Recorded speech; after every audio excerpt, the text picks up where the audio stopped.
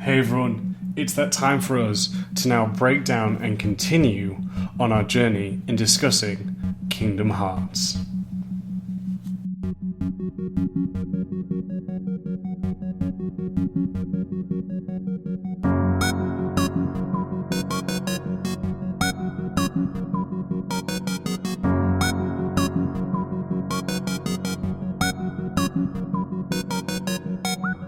Hey everyone, I hope you're well, playing and making the games that you all love.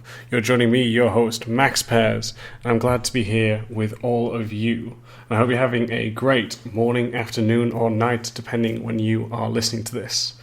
Before we get into this, I just want to say, though, that I hope you are all safe and that your families are all safe too, because this coronavirus obviously is a serious thing to consider, and a lot of places are shut down. Where I am in Poland, they've shut down their borders. So I just really want to make sure and hope that you are all safe and that your families are safe as well. I don't really like to discuss about things like this on the show because you come to here to listen more about game development.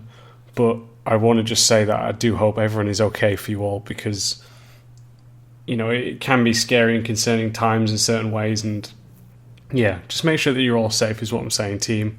And I hope that everyone in your family and the ones that you love are also safe as well. Sending you all of my best wishes that I can.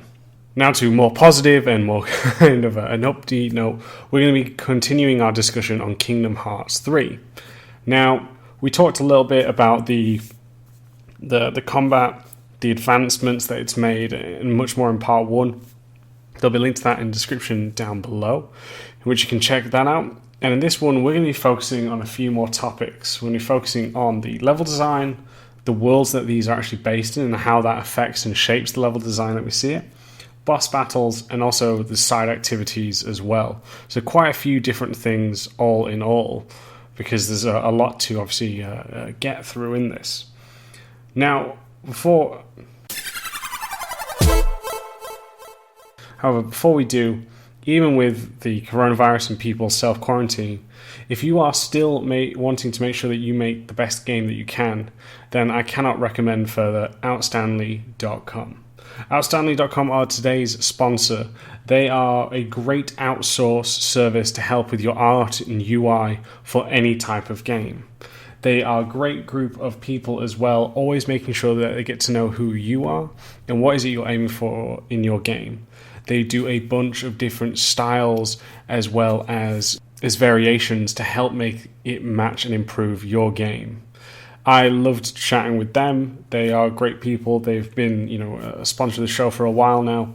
I cannot recommend that. So if you're looking to help improve your game on the art side, but you do not have the art capability like myself, then look no further than Outstandly.com. And if you do mention that you come from the Level Design Lobby or my name, they will give you either a discount or maybe some bonus materials such as the HUD for free. All of that is there. So if you're looking to improve a project that you're working on, something to make your game, your personal games better, then do go check out Outstandly.com. Now, with all those amazing peeps, we're now going to get on to the actual subject of itself, which is that of Kingdom Hearts 3's level design. Now, their level design actually is split up into different things, because you have that of where you take control of Sora, but you also have that of the gummy ship as well. This is often, or for me sometimes, I actually forget the sections of the gummy ship, not because they're not memorable. It's more the fact that that's not why I play the game. It's not for that kind of space. It's more for that of the running around as Sora with the Keyblade, shall we say. But that is still a big part of it. So we're going to actually break down a bit more of the gummy ships itself. Now, with the gummy ships, you can actually set up and customize your own ships to help with your kind of movement on there. But this is kind of almost a third-person bullet hell is how I describe these.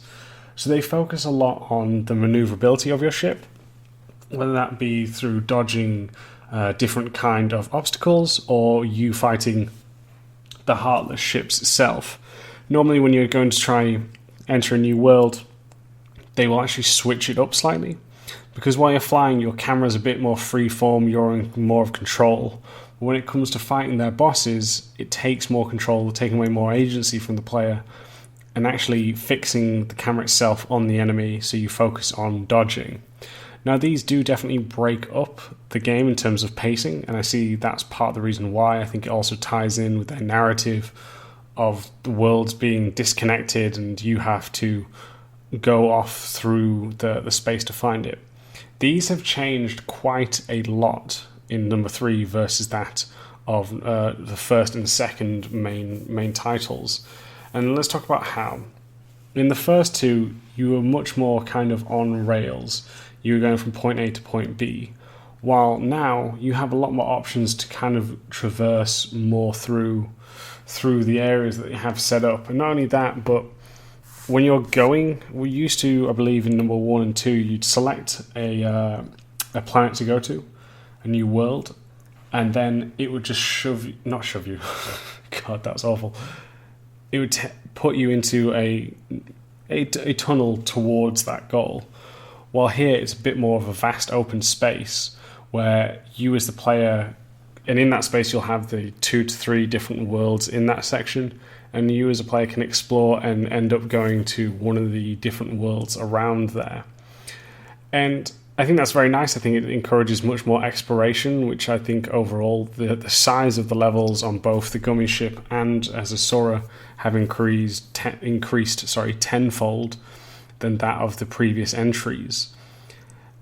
And to me, that makes it, there's a lot to explore with it, with either getting more Mooney or pickups or kind of other power-ups that you can be found here.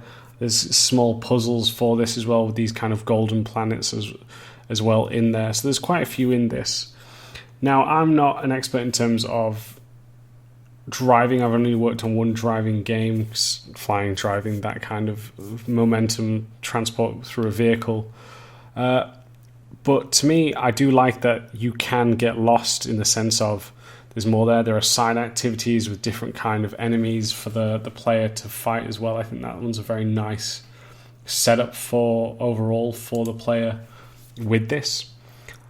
I have enjoyed going through and piloting a lot more because of this. But I was never into bullet hells, so for me, this doesn't really appeal to me. But I do like the option now where I can actually avoid the combat if I want to. My objective, like it was for me, was to just go through the space without actually engaging in combat, because I just want to get to the new worlds as quick as possible. There is that as well. They have these wormholes. So they really have expanded on what it previously was, which again is great news to see, and it's exciting in different ways. And for those who may be more into bullet hells than myself, the boss battles themselves on this are quite entertaining, I find. The only thing that I'll say is it's a bit hard to read when it comes to the boss battles. As I mentioned, you don't get as much control over the camera. Therefore, I sometimes feel like I'm not sure where things are, because it feels very flat in how you move around with bosses than sometimes versus of how you're moving around, just the openness of the space beforehand. The upgrades are cool. I like that. I think that goes into the other sections, which we'll talk about with the side activities, because I think the Gummy Ship is definitely more of that in terms of you building up your ship, you collecting materials to improve on your ship. You can unlock special pre-built ships as well. All of that. So there's a whole ecosystem just for the Gummy Ship part of the level for that. So yeah, that one's overall, as I said, from a proper level design, I don't feel that I am the right person to break it all down with the fact that I've never done a bullet hell level before. So it's cool, but yeah, I don't feel that I am qualified enough to really give the breakdown and feedback for that. I'm just giving you my opinions on things that I enjoyed, and I've seen improvements throughout the series on this. Now, with that said, we're actually going to move on to the more traditional level design, with that of Sora, when your player takes on the role of Sora, jumping from these different worlds as well. At Level Design Lobby, we believe everybody has a story to tell. hobbyist or student, freelancer or veteran, we made it our mission to unite those who share our passion for creating and developing great games. Thanks to our generous Patreon backers, we've been able to do just that. So if you've already pledged your support, thank you. If not, you too can ensure the future of Level Design Lobby, helping us to create even more exciting content, collaborations, interviews, and much more. With awesome perks and rewards, whether you're a seasoned professional or just getting started, you're sure to find something for you. Want to share tips, tricks, and advice with passionate, like-minded developers? Our awesome community Discord has you covered. Fancy practicing your level design, creating strong portfolio content, and having fun? Then try our level design weekends. Or perhaps you want to individually discuss your work, hone your skills, or level up your career? Then consider our one-on-one mentorships. If you share our vision, then go to patreon.com/leveldesignlobby for more information and to pledge your support. Thank you. As I mentioned last time, each world has its own kind of unique mechanic, so they kind of play off that a lot with their level design. When you think about, especially when they very first revealed Kingdom Hearts 3, they had that of inside, it was in Hercules' worlds. So that way, when you had it, sorry, just moving the mic around to make sure I get a better sound for it, it felt much bigger than it was previously, because the Colosseum was literally just the Colosseum, and then in Birth by Sleep, they expanded it to a second area. So for them now, they've really expanded on this. Also, there's a lot more to see. And as we mentioned, the traversal is quite key in the upgrades, from that of running up walls as well later in the game. Like all of the Kingdom Hearts games, you get more spaces to fly around as well. So they need that space there. They do that of what we've talked about before what you do primarily with the with close range combat is you have these more fishbowls areas. So if you look in a lot of their spaces, there aren't many props all the time. There are in some, but not in every one. The reason being for that is that they don't want the player to get frustrated. If you're in combat, trying to do the best combos and needing to get close to the enemies, you don't want to be snagged or caught on some sort of prop with collision. So they try to keep it as open as humanly possible when they create the levels, because again, they make the spaces for the players. And also they're keeping that in mind with the metrics of the actual enemies as well, because the fact that they have different types of enemies, from your basic Heartless, Nobodies, Unversed, to then the more bigger ones that we find, and more specialized enemies that actually are quite huge, they need to make sure that they have space to move around to do their powerful attacks. They've got one that was one of the Unversed, which is this kind of giant bug frog, is the best way to describe it. But it blows up its chest, and then it'll bounce around or spin around, so it needs a lot of space to move, to take full advantage of its own moveset, let alone for the player to have its own moveset on top of that as well. So yeah, they make sure they provide enough space for the player to fully use their moves as well as the enemy for theirs. This one I noticed as well with their traversal, they have a lot more branching paths. I mentioned that with that of the gummy ship as well.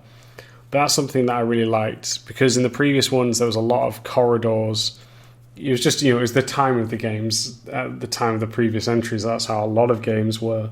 But as we've moved forward into more open world games, into more kind of branching games, they've spent a lot more time making sure that there are different branching paths. Now, this isn't in every level, but it is part of their improvements, I believe. So that way players can again feel that they're exploring at their own pace, and are in more control of the player and of the action as well for that. So I think that one's very important towards it.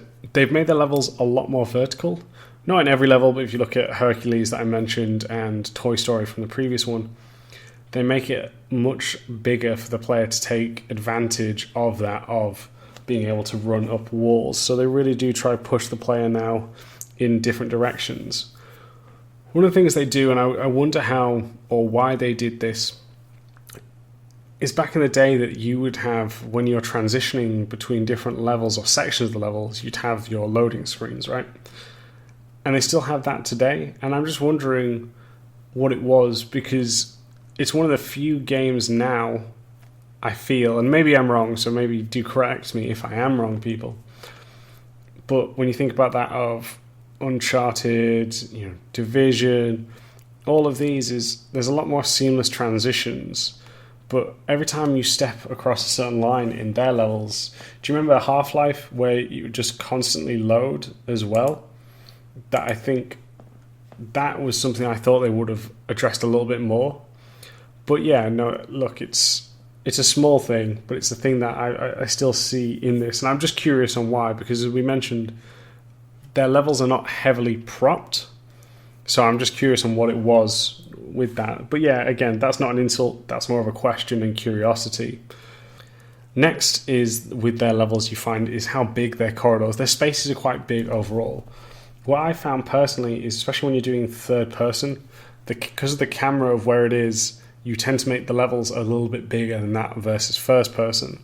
And they do that. But not only this, because the fact that you have party members with you, whether it range from Donald and Goofy, but you also meet up with different party members, Woody and Buzz, Mike and Sully, Rapunzel and Flynn, all of these that you're roughly walking around with about 5 to 6 people together, not to mention that of the enemies as well. So they make their corridors very spacious, because the fact when you're going through the levels too, that you actually will encounter enemies just randomly will pop up and spawn.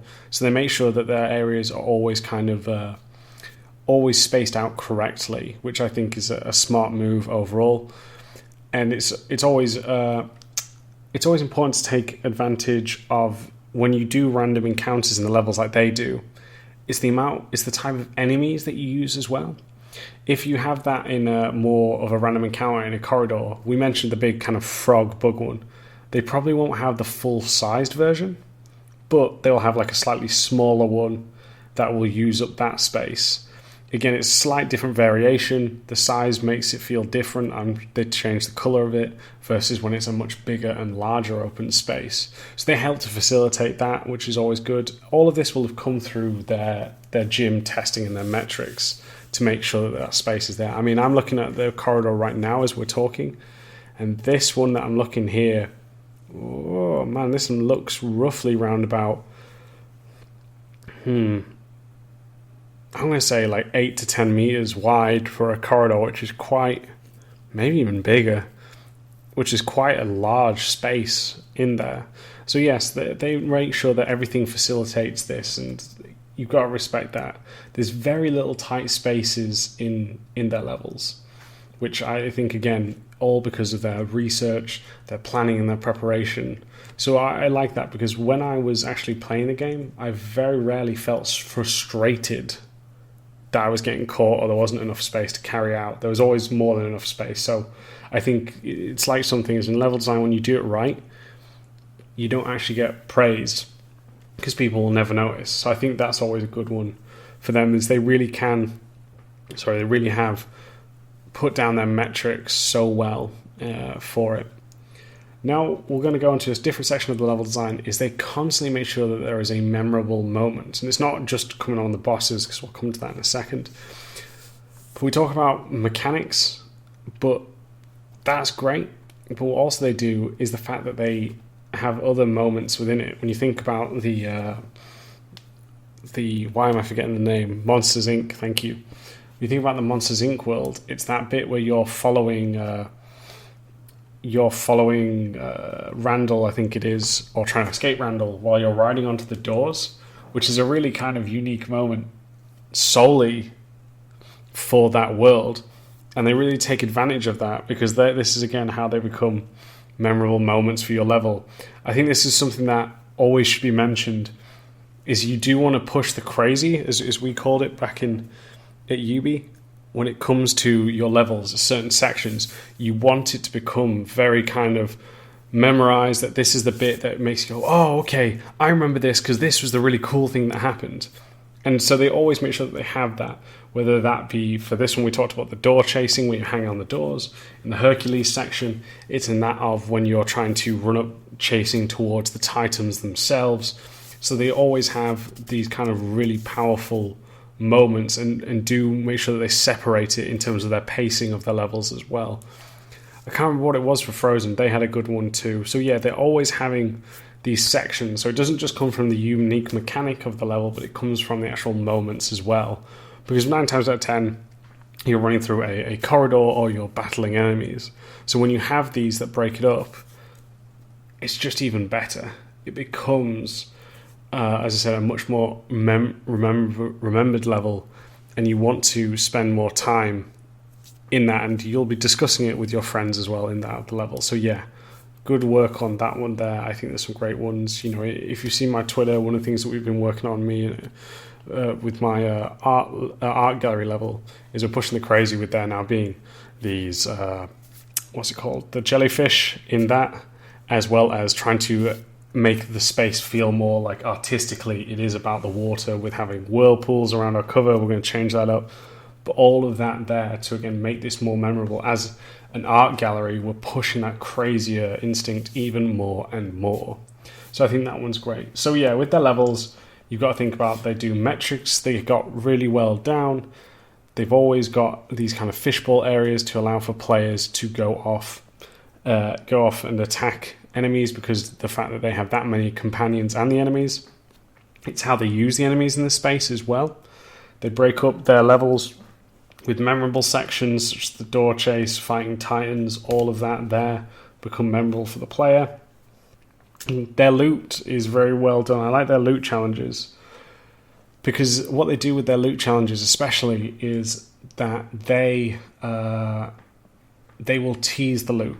So when the player is coming up through a corridor, there might be a T-junction, and the player will see some loot. They can't reach it, but they'll see it.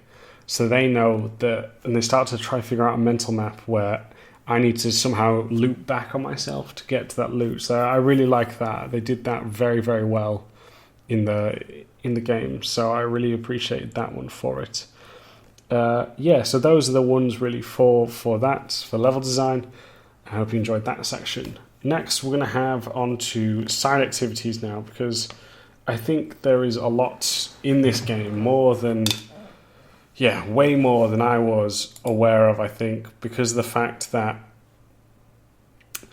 there's so much to do. You have in the Ratatouille version, for example, there's a section in, I've forgotten the city now, you're in where Roxas was living his life in that world, but you've got the Grand Bistro where I've forgotten the name of the rat, sorry, but he owns that with Scrooge McDuck, and if you collect different ingredients, you can then start to make food, which give you different abilities and power-ups.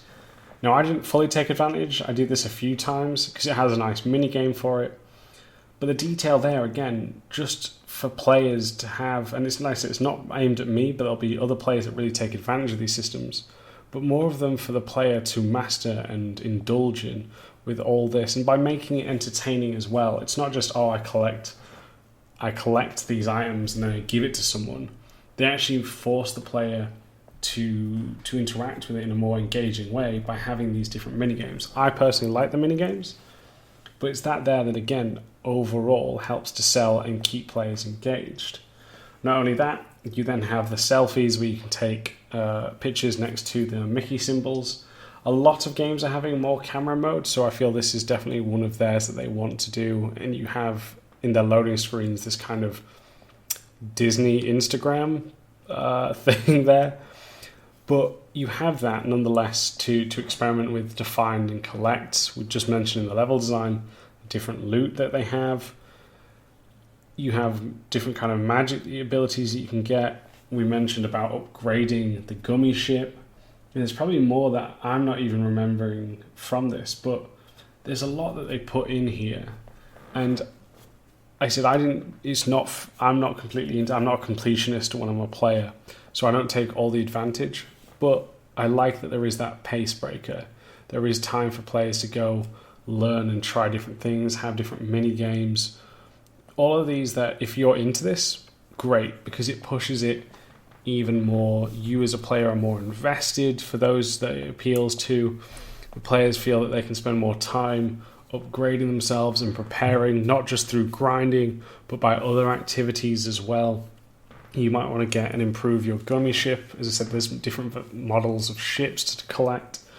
So overall, there's quite a lot to do. Not only that, but there's optional boss fights in all that of Square Enix. You know, they do all of these great things where the player can find different optional boss battles. So yeah, I do recommend having a look at these activities. And I do wonder about side activities. This isn't just about Kingdom Hearts 3. I think it's interesting that we as games have done more and more of these moving forward, right? It used to be a game that was just solely, when you made a game, you used to just solely focus on the core of it. But now there are all these optional activities for the player now to do. And I always think that that's very interesting and it's impressive. I need to stop saying interesting. Impressive on how games have grown and how they're trying new things to help keep the player engaged overall. So yeah, I believe that there is just a lot to do. I've probably missed some, but I just want to talk about those because I think it's an important one to have with the side activities. Now, boss battles. This is where Square Enix likes to really focus on with that Final Fantasy or Kingdom Hearts. You know, the old GIF or meme with "this isn't even my final form." It obviously comes from that also of shonen anime, but I definitely think can be applied to Square Enix games as well. The amount of different forms that enemies take. There are some very good boss battles. There are some that I'm not personally a fan of, but I think you can tell the amount of time and passion that they put into these bosses, that they do feel different. A few of them, like I said, the one on Frozen, I wasn't a huge fan of solely because the fact that it's very floaty. And the way that I play Sora, I'm not a magic user per se, I'm more of a physical attack. And the fact when you've got these enemies that float so high up and you have to kind of double jump, attack to even move closer to their direction, I personally find a tad frustrating. But there are other ones in there that do feel very cool, that they're very dramatic. I always think the music for this is very well put together. And it adds to the feeling of it, that when you're progressing through a level and now you're able to actually go there and prove and show that you are a badass. I don't really know what else I want to say because I'm not really a boss battle designer, but I just want to say that they do have a great feeling. Some obviously can be worked upon. That's just me. But especially when you think about the latest DLC that dropped, that is primarily just boss battles over and over. So you can tell that they have a very much dedicated team when it comes to working on these parts of the game. And there's nothing wrong with that. I mean, Fury is a great game, and that's just primarily just boss battles. But yeah, I enjoy how much time they spend in it. It's very anime in a good way. So yeah, overall, I think the boss battles to me are some of the better ones. But I was going to say, if you do look for great boss battles, do check out Nier Automata. That to me has some of the best boss battles I've seen in a long time. But yeah, they tend to have the traditional 3 phases of they do these attacks. You get the enemy down to X health, then they'll mix up their attacks, do rinse and repeat this 3 times through it. And then if it's a story boss that isn't a Heartless or that, it's more of a member of an organization, they will then have a different form, for example. But that's where we're going to end things here, guys and girls. I do hope that you have enjoyed this. We mentioned side activities. I actually forgot to mention the whole Winnie the Pooh side as well, where it's different mini games as well. So they do actually spend a lot of time mixing up the gameplay overall. So I think that's really important in breaking up a game, which does take itself very serious at times, but as well isn't afraid to have some fun with itself. So I do like that overall. So yeah, I I hope you have enjoyed this, and as I said, I hope that you're all safe. If you do want to get in contact with me, you can email into the show, which is leveldesignlobby@gmail.com, with any questions or suggestions. Please feel free. If you do want to actually support the show and make sure that we keep giving great content, please head over to patreon.com/leveldesignlobby. And if you want to follow me on Twitter, you can do so at MaxPairs, where I release bite-sized level design tips throughout the week. So yeah, I hope that you're all having a good time, that you're all safe. And yeah, speak to you all soon, and I will catch you next time.